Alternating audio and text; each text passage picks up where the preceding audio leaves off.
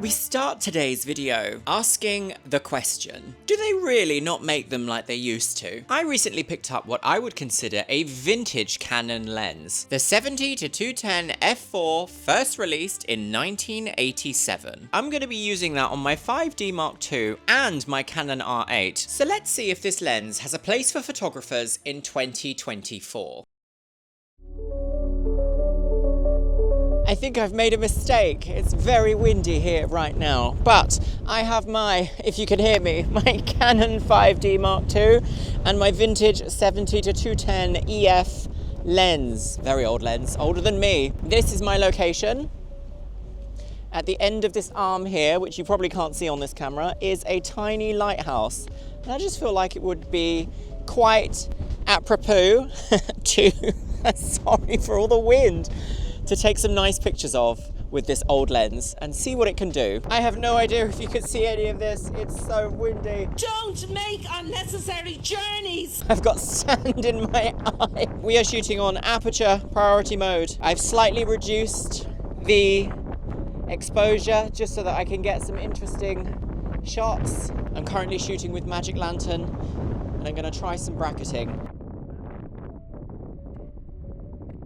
I could not get close enough to the lighthouse to really do it justice. But if you've ever been to the south coast of England, you'll know that seagulls are everywhere and rife, and I managed to get pretty close to them without them getting spooked and flying away. In this windy excursion to this lighthouse, I didn't feel particularly confident that I had really understood what this lens was capable of. So I left my 5D Mark II at home, and the next day,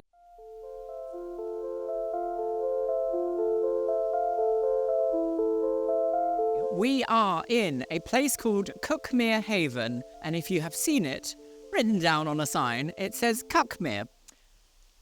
Naughty, stop being naughty. You can hear, oh, she's a noisy beast, noisy, and the size of her, she's heavy, but here I think is a gorgeous place to see what I can capture and really put this lens to the test, because it was only £75. And to put that into comparison, the 70-200 f4 is considerably more than that. I actually do cuss a little. What's your favorite curse word? Probably fuck. First released in May of 1987, the EF 70-210 f4 was Canon's first ever zoom telephoto lens with autofocus. Although geared towards sports and wildlife photographers, it has no image stabilization, no ultrasonic motor, and is not part of the L series. However, it does have macro capabilities. Initially released at a price point of £300, in today's money, that's roughly £1,100, this lens was no joke. The online store that I got this lens from is vintagecamerahearts.com. On the website, I just went straight onto Canon lenses, and quite often I just browse to see what's available. I currently have my eye on this one here, the Tamron 70-300 f4 to 5.6. Apparently, this Tamron lens has incredible sharpness for its price point when it was released. In order to tell how old this lens is, there's a little number on the inside mount ring, and mine says UB1201. At first, I thought it was from 1990, but when I found this guide on how to read the correct number, I actually found it's from December 1987, which makes this lens older than me, and definitely older than Little Biscuit. I don't think his great-great-great-grandpapa was even in the picture then. So with that in mind, this lens is designed for a professional 80s photographer, and this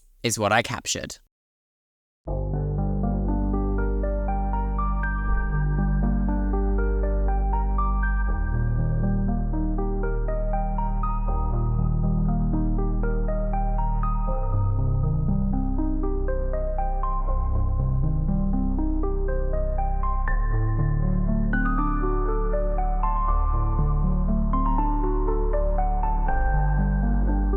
I'm gonna say I have found this lens to be quite soft focused at f4 pretty much throughout the entire zoom range. I think in future I'm gonna stop the aperture down slightly and just see if that will affect how sharp I can capture an image. But I also have to remember that this lens is from the 80s. Back in the 80s, any professional photographer who was utilizing film would have been going into print, either magazines or perhaps galleries. Very rarely would these captured images be backlit and and zoomed into to find out just how detailed they are. In fact, actually, I think that the vague softness of this lens really creates that kind of nostalgia, almost memory dreamy kind of effect. It's important to remember that as an artist, you have to use certain mediums to evoke certain feelings. Not everything is always about can you capture the sharpest image on the planet. Most of the time, it's about capturing an inspiring, memorable moment. For personal reasons, I particularly enjoy this little image of Biscuit. I think he is so caught in the moment of just running towards me with his happy little fluffy ears. Pushing the macro capabilities of this lens right to the maximum capacity, I managed to capture this gorgeous butterfly that had landed just in this little pile of leaves, and it took me ages to actually find it to shoot it because it was so well camouflaged. But look at its little hairy elbows, how funny is that? On this image with the spider web, you can really see the chromatic aberration, which is the color fringing that happens around the outer edges of a usually really high contrast area in an image. But if this was a scientific photograph capturing the existence of a creature, I do not think that it would be sharp enough. But as a dreamlike nostalgic spider web captured through the glass of an 80s lens, I think it fits quite nicely. And that concludes the first video in a series of my vintage lens collection. Let me know which photograph you loved the best in the comments box below. I still love this little hairy elbow butterfly. And with that, I'll see you in the next one.